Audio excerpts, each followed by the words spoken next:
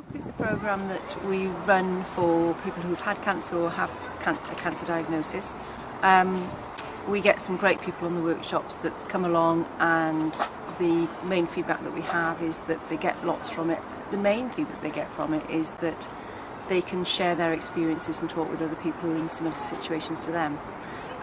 We give them as many tools and techniques as we can, which we think will help them going forward to self-manage where they are, but certainly we have very positive feedback from people just being able to talk about their experiences.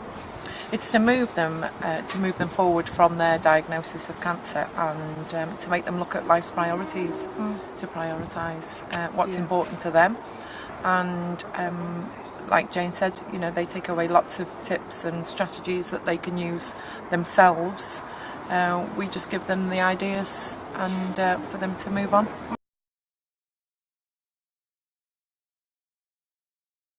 I was referred to Hope by one of the support nurses up here in UHW Hospital in Cardiff, who said she'd refer me to it, and would I benefit from it. I said I'd be very happy to come along and recount my experiences, but most importantly I think to kind of share some of the things I've been through with other people.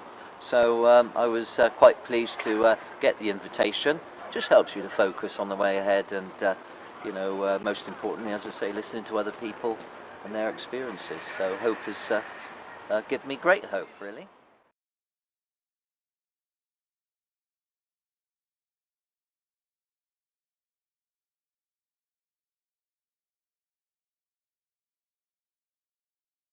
One of the major areas is, I think, goal setting.